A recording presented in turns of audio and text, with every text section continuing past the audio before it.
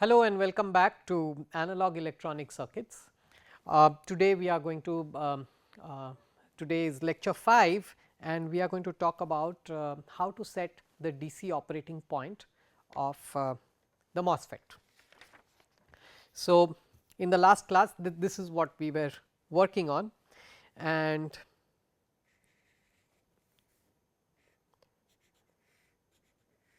I will just redraw what we learnt in the last class. So, the first thing we learnt was that if you try to set your DC operating point in this fashion, then it is not going to be a good idea. Yes, you can set some voltage at the gate.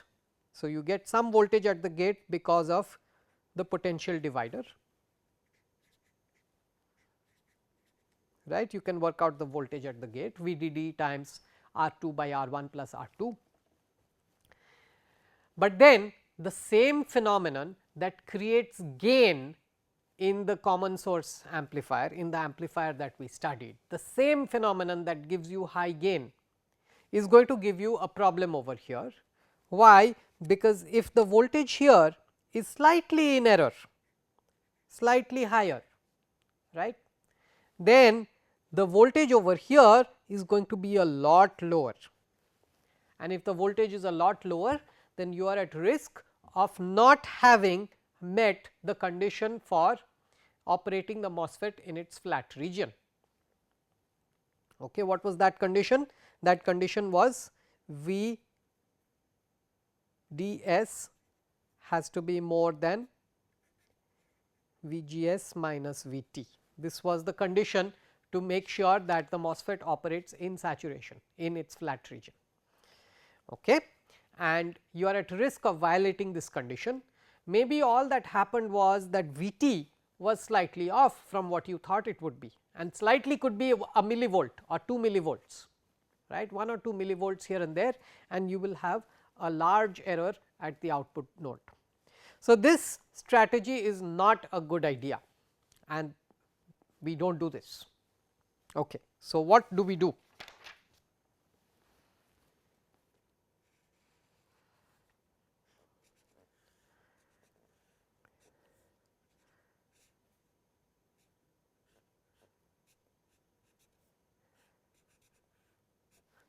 So, we place a resistor on the source.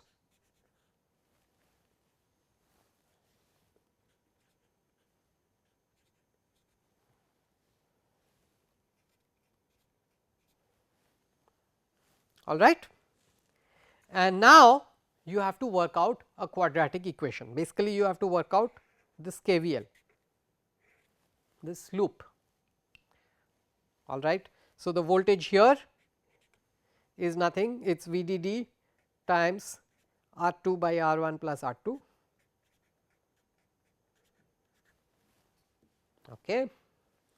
This is the voltage here minus the source voltage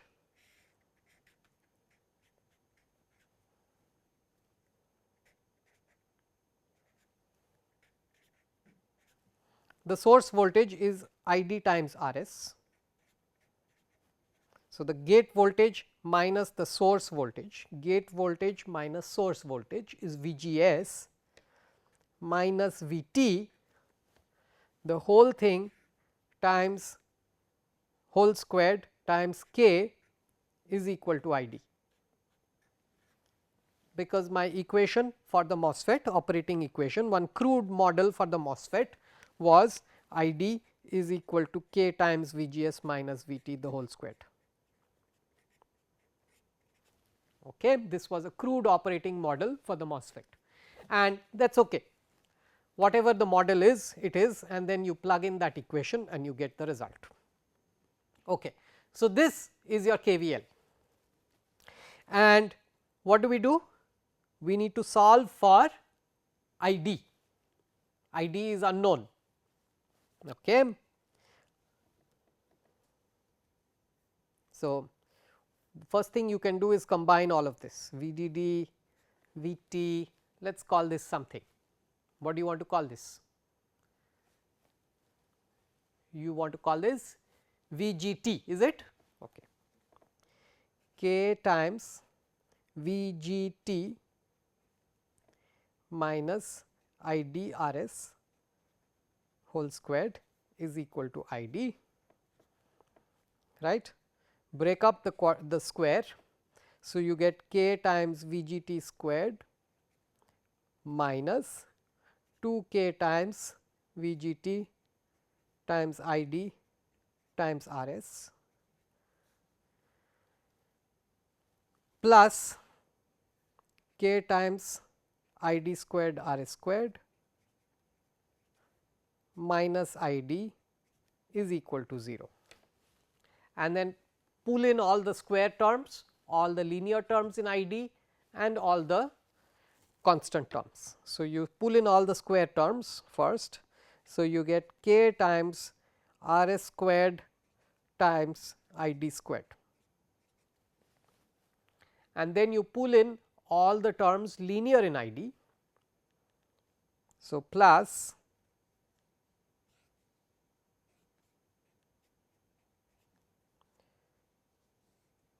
minus 2k VGT RS minus 1. Okay. And lastly, the constant terms.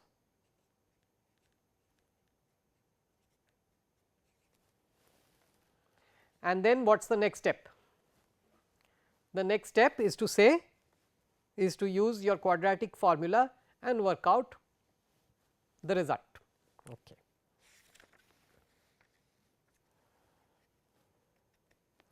Now, I am going to, after doing this, I will do a much simpler method as well and show that the results are very close to each other. Okay. But let us do the accurate one first.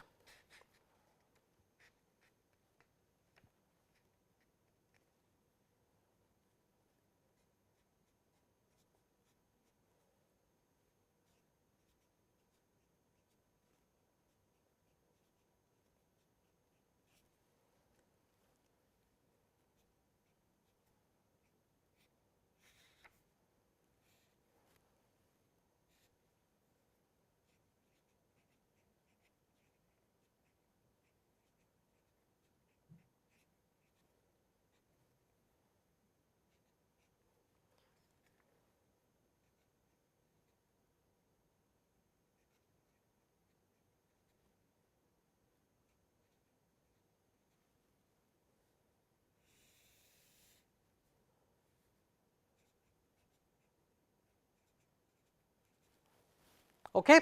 Have I done it correctly? I think it is correct, right. This is your quadratic formula. So, minus b plus minus square root of b squared minus 4 times a c by 2a, all right. And here what do you see? The first thing that you see is that in this whole squared, this and the minus cancel out. So, that is very nice.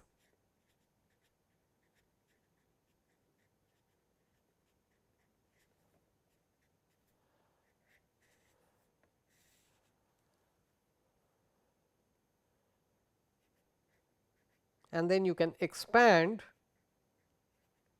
the whole squared.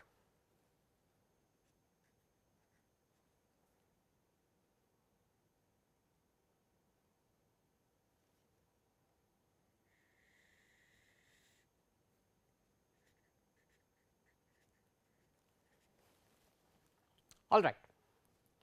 So, this is done. Okay. Now, what can you say? There is a plus minus. Are there two answers to this or one answer? Can there be two answers? Well, the maths tells me that there could be two answers, but does it happen in physics? Are there two answers? In reality, in a practical situation, will you have two answers? Look at this.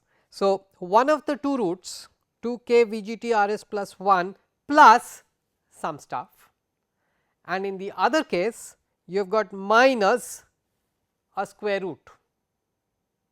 Okay. Could it be, could it just be that the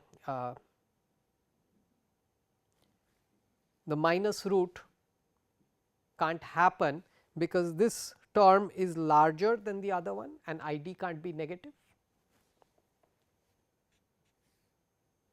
So, let us just simplify a little bit and then you will see for yourself.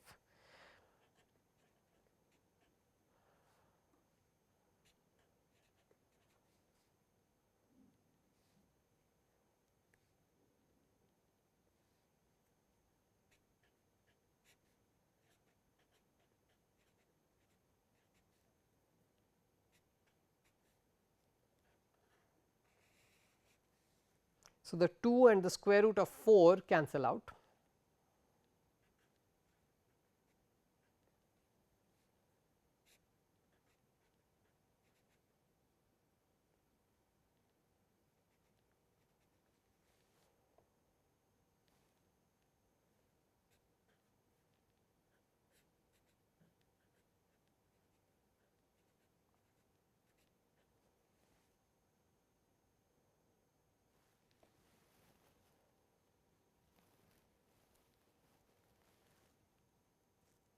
Okay. So, what do you see over here? The first term VGT by RS squared is VGT squared by RS squared. Okay. Over here I have got VGT by K RS cube. The second term 1 by 2 K RS squared, and this is the square of that. All right. So, do you think one of the two roots is not going to be possible, be practical, because ID will somehow work out to be negative? ID can't be negative. Or do you think VGS minus VT is going to work out to be negative? Okay. Actually, the latter is what is true. The current is going to work out to be so large that you need negative VGS minus VT to make it possible. Okay. So, for example, if you pick the plus root over here, if I pick the plus root, if I choose the plus root, then what is going to happen is this is going to be large, right. The ID is going to be large. Now, if ID is too large, then VGS minus VT is VGT minus IDRS is going to become negative if ID is too large. A square of that is still positive, so mathematically it is acceptable, all right, but unfortunately physically it is not practical because ID is too large, right. VGT minus IDRS becomes negative. Okay. Now, if I do that, if VGT minus IDRS whole squared still remains positive, K times something positive is something positive. So, that still works out well for me, but in practice that is impractical. So, the plus root over here has to be discarded.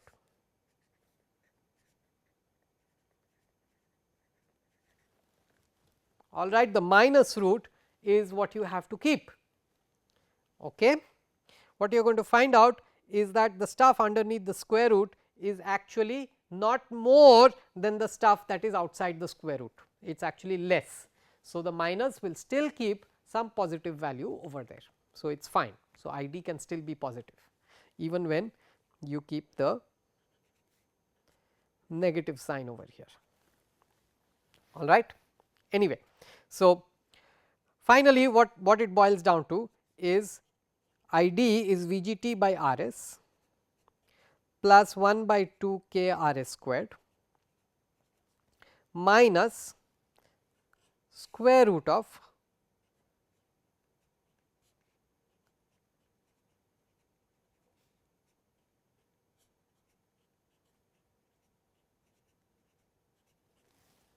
some stuff.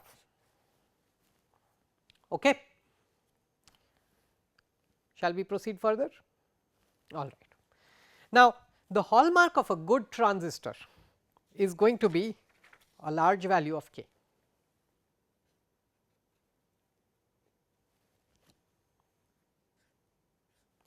K is supposed to be some quite significant. First of all, you can't really say k is large, k will have some dimensions, right. What are the dimensions of k? Current amperes per volt squared or Siemens per volt. Okay. You can choose appropriately, but typically this quantity is a good transistor has a large number over there, large number of Siemens per volt. All right, just letting you know, because we are going to play a trick over here. If you say that k is significant, right, then what is the relationship between VGT by Rs and VGT by k Rs cube? Which one is much smaller? Is there something that is much smaller than the other? Think about it. Okay. So, the simplified analysis is as follows. So, this is with this technique you get to find out what is exactly ID. Okay. You solve KVL over here, Kirchhoff's voltage law, and you find out the value of ID. So, this is the standard way of doing things. However, let us say you are at an exam, or let us say it is not even an exam, let us say you have to give a quick answer, or you have to reconcile the numbers very quickly and figure out whether this is correct or not correct, and so on and so forth. Okay. So, a quick estimate, an engineering approximation. So, this engineering approximation that we are going to do is by assuming that k is so large that VGS minus VT, this is VGS minus VT, is small to keep ID to some reasonable value. So, ID is a reasonable value, which means that VGS minus VT has to be small because k is large. Okay. K is large, VGS minus VT has to be small, then only ID is reasonable. So, if I assume that k is large, then VGS minus VT is more or less equal to 0, which means VGS is about VT or a little bit more than that. Okay. So, this is the approximation. So, you assume that VGS k is so large that VGS is more or less equal to VT. It is not less than VT, it is more than VT, slightly above VT. Okay, and that happens to be not very unreasonable. I will tell you what is even more reasonable to assume. Okay. So, in such a scenario, do you even have to solve this KVL? It turns out that the KVL becomes far simpler if you assume that VGS is more or less equal to VT. All that you do is work out the voltage here, that is Vg equal to R2 by R1 times VDD. Okay. And then what is the voltage here? VGS is more or less equal to VT, which means the voltage over here is Vg minus VT. Okay. Basically the voltage here is VGT.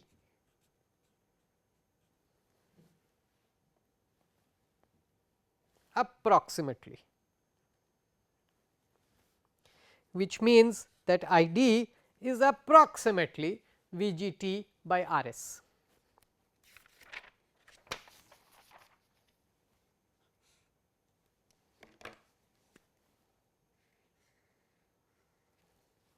That is all.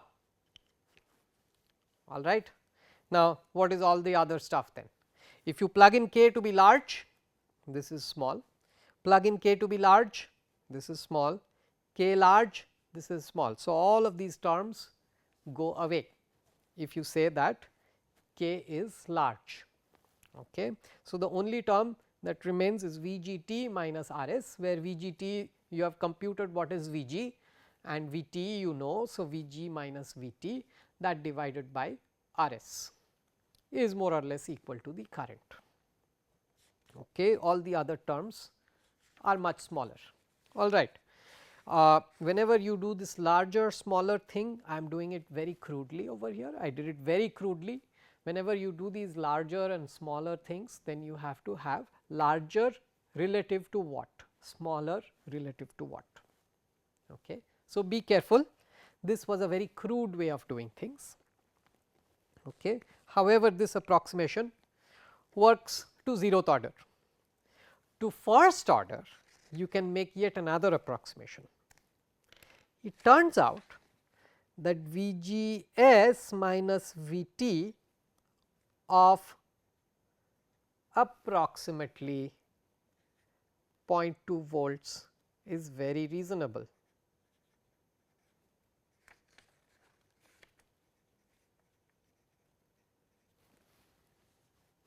Okay. By the way, if you are in an exam and you do not have time, if you are in an exam and you have time, then do this whole thing, right, do this proper way of doing things, you will get full marks. Okay.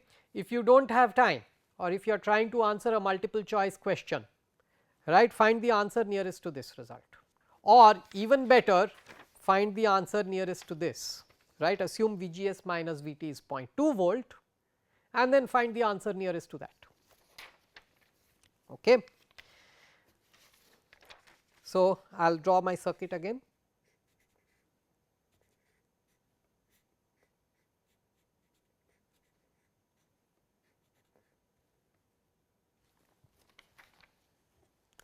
We said this is VG,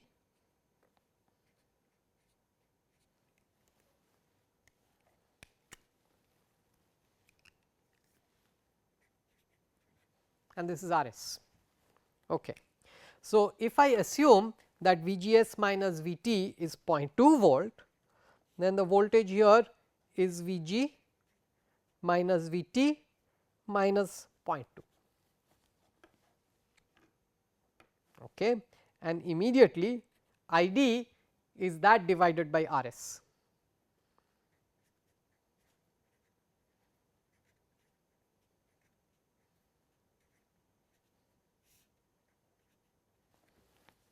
All right.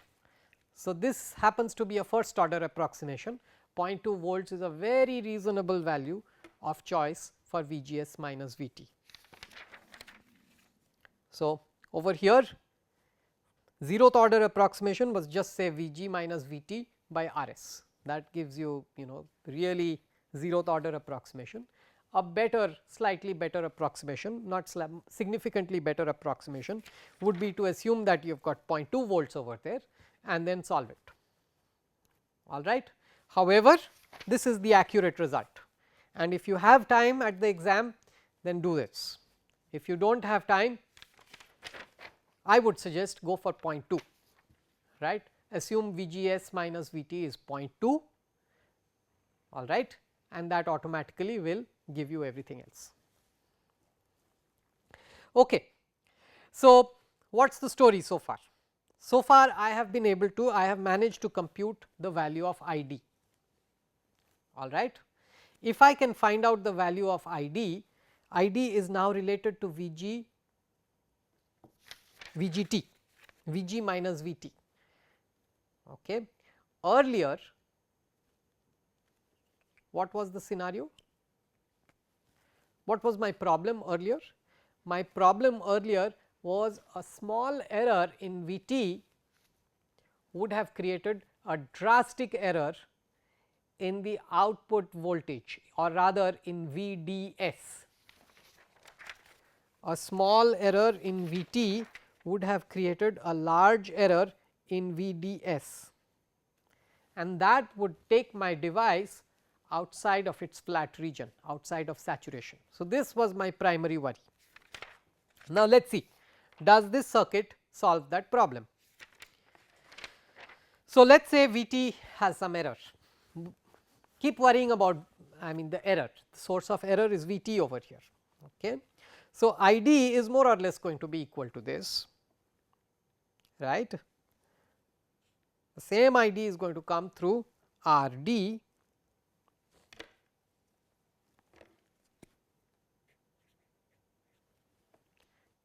right, and if I look at a KVL on the output side, on the drain side I do a KVL VDD minus ID times RD minus VDS minus ID times RS is equal to 0, or in other words VDS will be equal to VDD minus ID times RS plus RD.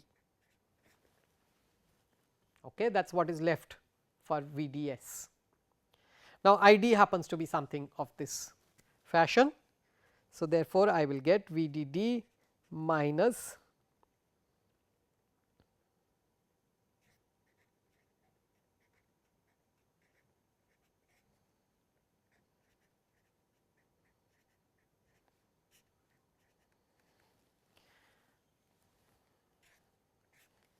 So, if there is a delta error in the value of Vt, suppose Vt is off by 1 millivolt, then Vds is going to be off by 1 millivolt times Rs plus Rd by Rs.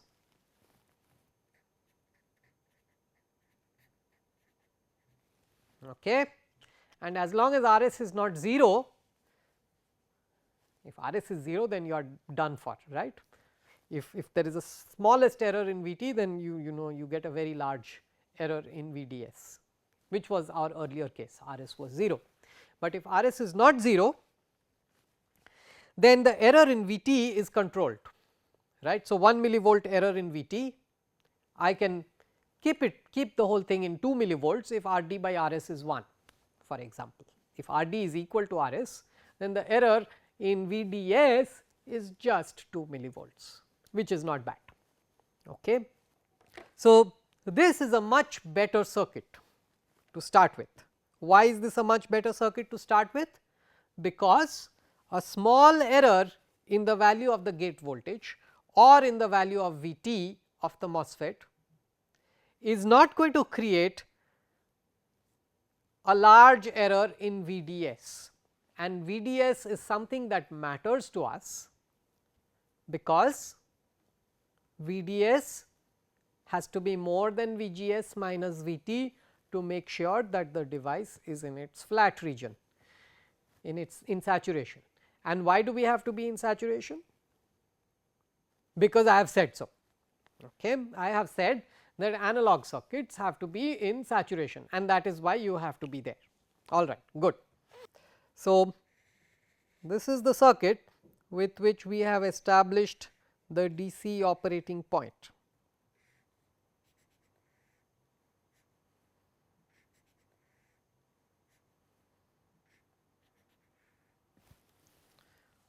Okay, and the DC operating point has to be established in a way that Vds has to be more than Vgs minus Vt, and once you have done that, you say that your job is done.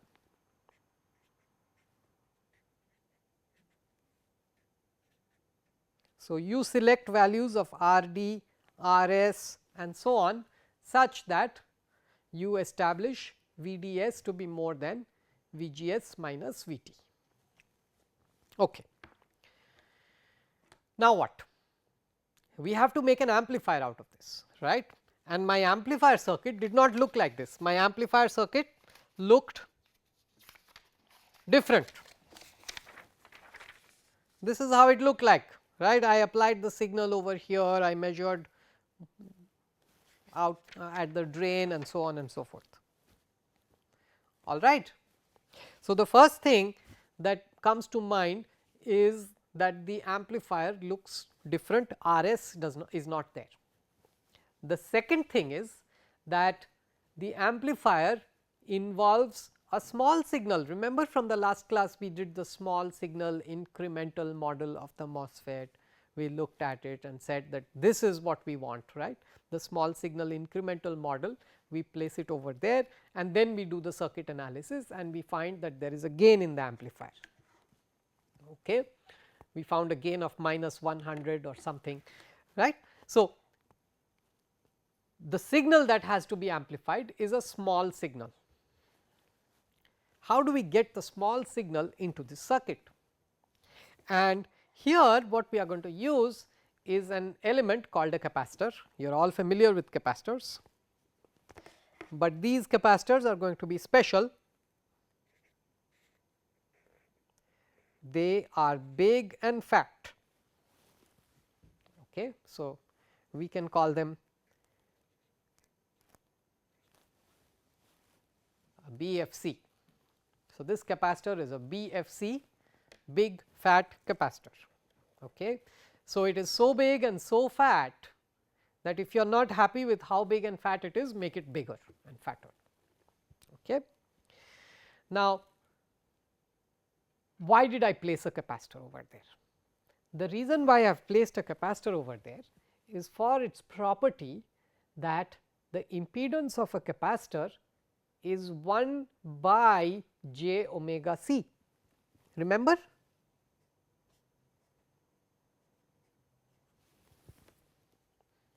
Right, that is the impedance of a capacitor. Now, if omega is 0, then the impedance of a capacitor is an open circuit. Omega is 0, 1 by j omega c is infinite, and therefore, this capacitor starts behaving like an open circuit. But if omega is not 0, if omega is 100 radians per second, 1000 radians per second, 1 gigaradian per second, then the impedance of the capacitor becomes smaller and smaller and smaller. Now, we are going to assume that the value of C is so large that at all frequencies of interest, okay, all values of omega that are interesting to us, this capacitor behaves like a short circuit. Okay. So, if you are not happy with the value of C, make it bigger, increase the value even further, 1 farad, whatever you want. Okay. So, that is the role of this big fat capacitor. It is a short circuit at omega not equal to 0, open circuit at omega equal to 0, or in other words, it is a short circuit for AC and open circuit for DC. All right. So, this element is going to be used again and again. So, what happens? Now, I am going to apply my signal over here, and my signal is an AC signal, a small AC signal, an incremental AC signal, right. AC is important because we are making the distinction that the signal is changing with time. Okay, and if it is changing with time, the big fat capacitor will behave like a short circuit for this particular signal. But for the DC operating point established by R1 and R2 over here, the voltage over here is VDD times R2 by R1 plus R2, right. For the DC operating point, the big fat capacitor is an open circuit. So, it does not matter. All right. So, this is the role of the big fat capacitor over there. So, therefore, what is going to be the voltage over here? This voltage has two parts. One part is coming from VDD and R1 R2. The other part is coming from the signal. So, as far as the signal is concerned, this is a short circuit.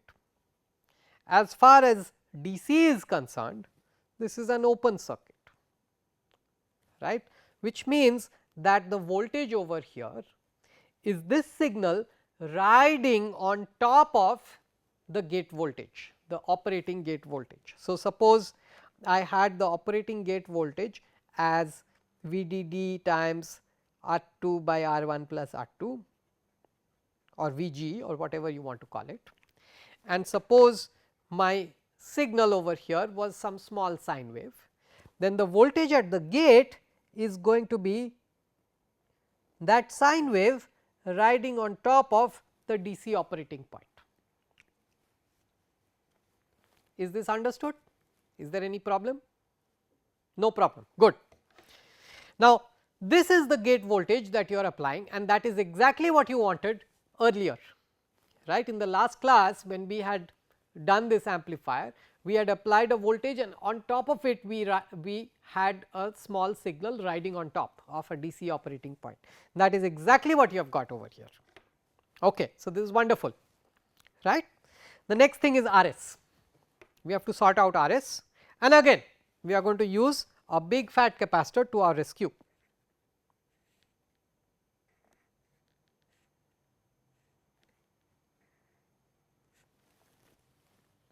All right.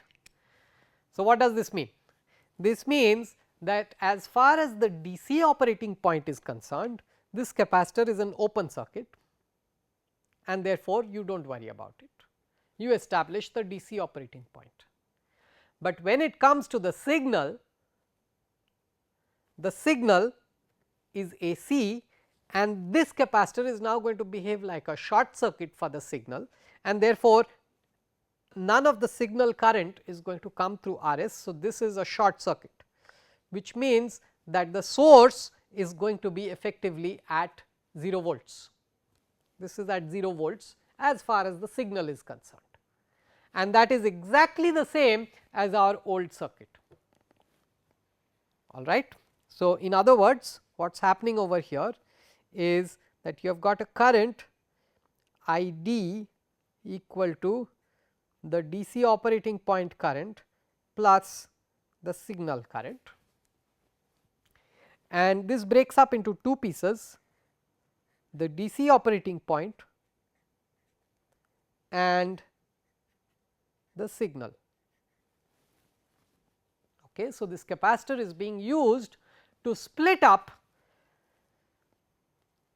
this combination current, which has both DC operating point and the signal. So, that is being split into the DC operating point current and the small signal current, the signal current.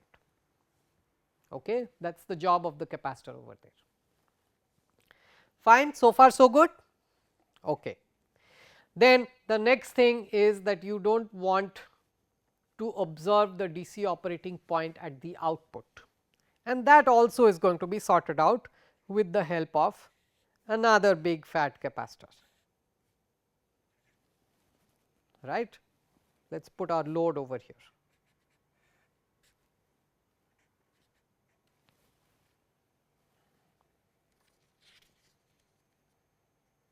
So, this is also a big fat capacitor, and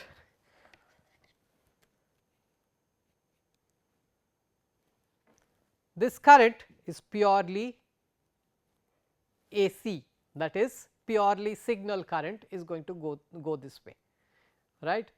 The DC current is not going to come out through the load.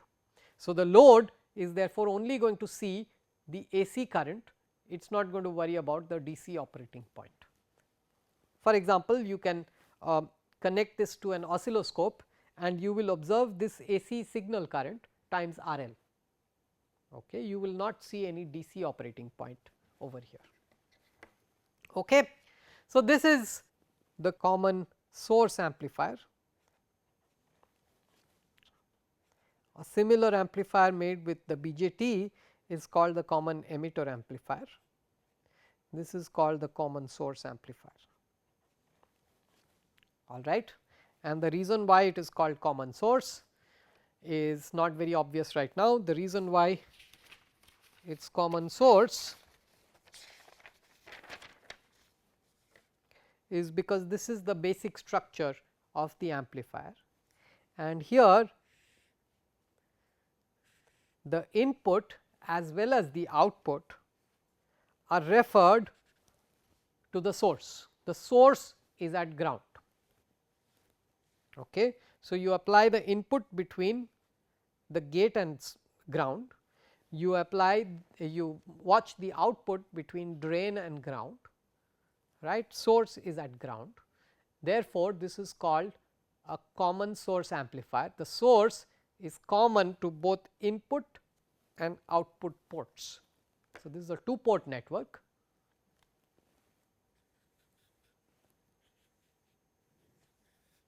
So, this is a 2 port network, you have got an input port, you have got an output port, and the source happens to be the common port.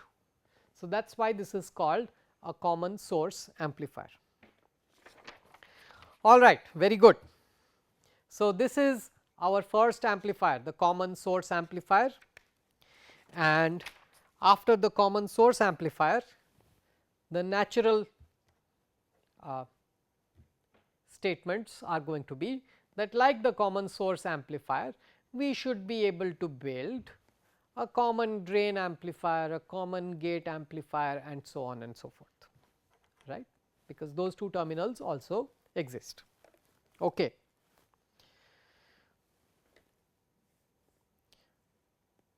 So, I will summarize the common source amplifier briefly.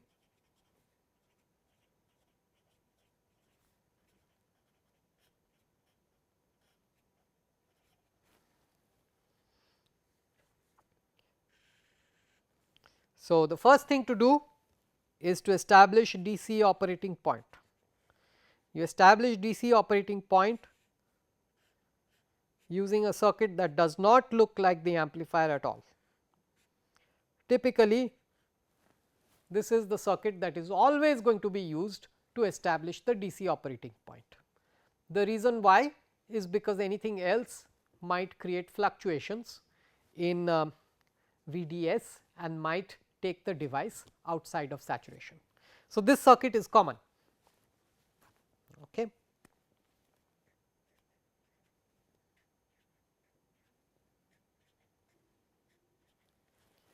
Now that you have established the DC operating point, what we are going to do is we are going to apply the input, which is AC, and it is a small signal. It is going to ride on top of this DC and it is going to create a perturbation in VGS. Now, we want this perturbation to be completely across VGS, not VGS and RS. So, therefore, we place, for maximum benefit, we are going to place one more capacitor over here. Okay. So, then any perturbation over here is going to come completely across VGS. This perturbation in VGS is going to create a perturbation in ID. Right, and this perturbation in ID should be captured at the output. So, you want to watch the output over here. If you watch the output over here, then you get a DC operating point plus the perturbation in the drain voltage. If you do not want to watch the DC operating point, then you place another capacitor and then you get to watch just the perturbation in the drain voltage. Okay. So, this is more or less the idea. Now, the way you analyze the circuit is to first find out DC operating point.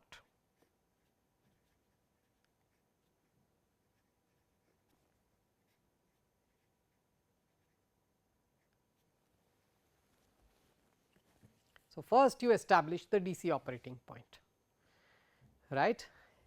Then in the next step we are going to focus on the device and replace it with a small signal equivalent model of the device. So, we have not yet done it nicely.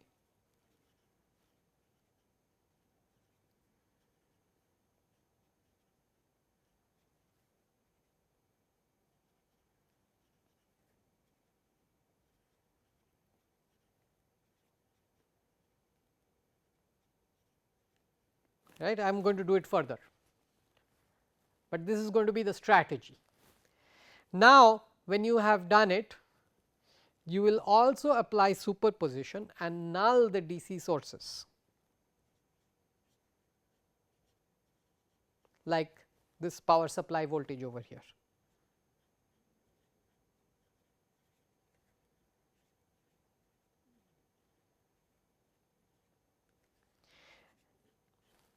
Then you are going to do the analysis.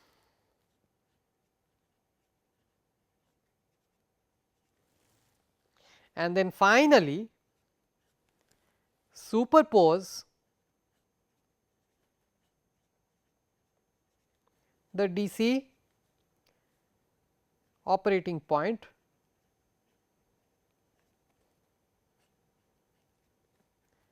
with the AC. Okay.